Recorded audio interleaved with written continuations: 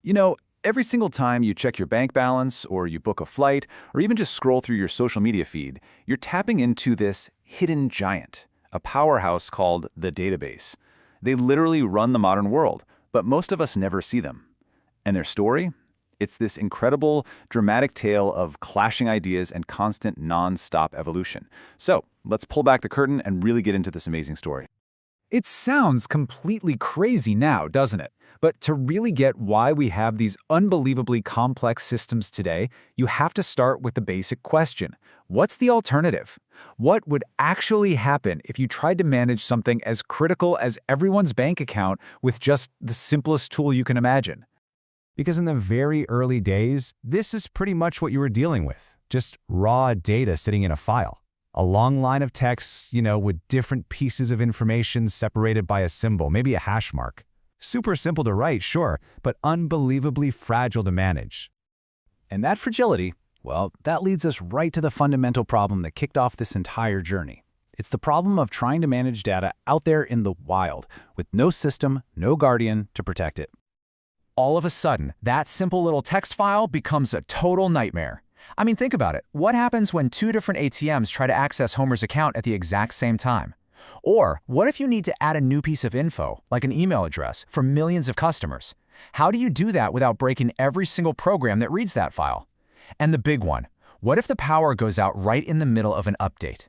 This kind of chaos absolutely demanded a better solution. So the first real attempt to bring order to this chaos was the creation of the first database management systems, or DBMS. And their solution? Well, it put the programmer in a really specific role. Not so much a builder, but more of a navigator. This whole idea was called the navigational model. The concept was to connect individual records with these things called pointers, creating this intricate web of data. So to find something, a program couldn't just ask for it.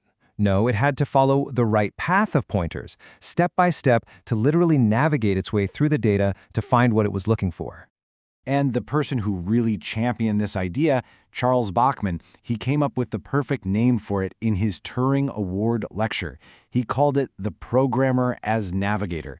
It just paints this perfect picture, right? A developer charting a course through a vast sea of data. So here's the crucial part. You didn't just ask for an answer. You had to write really complex code that gave the computer explicit turn-by-turn directions. Okay, first go to the man accounts file. Find this record. Then take the pointer for the branch ID. Follow that to the branch table. And then you can check its location. It worked for sure, but man, was it rigid and complicated. But while this whole navigational model was dominating the market, a researcher over at IBM, a guy named Ted Codd, he proposed a radically simpler idea. And it was an idea that would completely change everything. Codd's big idea was the relational model. He said, forget these complicated webs and all these pointers. He argued that all data, no matter how complex it is, could be represented in a simple collection of tables, just rows and columns, what we all understand. It was so clean, so logical, and it was all backed by solid math. And the result of this was this profound shift in how you thought about data. Instead of writing a long, complicated program to navigate pointers, you could just write a single, clean statement, a declarative statement, using a language like SQL. You just describe what data you want, give me the owners of accounts with a zero balance that are in Springfield, and you let the database figure out how to get it. This wasn't just a better way to code, this was a fundamental shift in the whole paradigm. And this whole shift was built on a core philosophy: physical data independence. It's this beautiful idea that the person writing the application shouldn't have to care how the data is physically stored. Who cares if it's in 10 files or 1, or if it's indexed by name or account number? That separation was huge. It freed up developers to focus on business logic, not the tedious logistics of data storage. But of course, an idea this revolutionary wasn't just adopted peacefully. Oh no. These two competing philosophies, the established navigational model and this upstart relational model, led to a legendary showdown back in 1974. So, picture this. On one side, you have Charles Bachman, a Turing Award winner, representing these mature, market-leading systems. And on the other side, you've got Ted Codd, a theorist with basically just a paper and no actual working system to show for it. It was the ultimate David versus Goliath story, the established complex how versus the elegant but totally theoretical what. And the debate wasn't just about code. It got philosophical. I mean, is it actually better to give programmers this fine-grained, low-level control? Or is it better to give them a high-level language that's easier to use but, hey, might be less efficient? Is a simple table really powerful enough to represent all the world's complicated data? At the time, nobody knew for sure. Well, history shows us who won.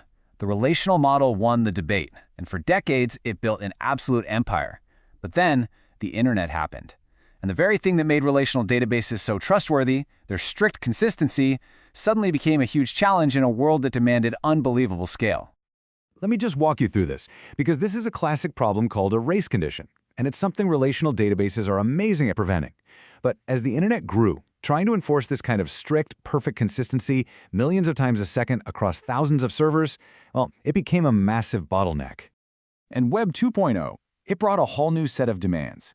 Systems needed to scale out horizontally, by adding tons of cheap servers, not just vertically by buying one giant, crazy expensive machine.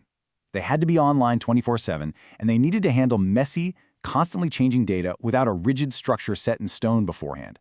That's something the whole schema-first relational world just wasn't built for. So the answer to this was a whole new movement, NoSQL. And it wasn't just one thing. It was this big collection of different kinds of databases that all prioritized the needs of the modern web: scalability, availability, and flexibility. And they often did it by relaxing those super strict consistency rules of the relational model. And that brings us to today. The result of this long, winding history isn't just one winner who took all.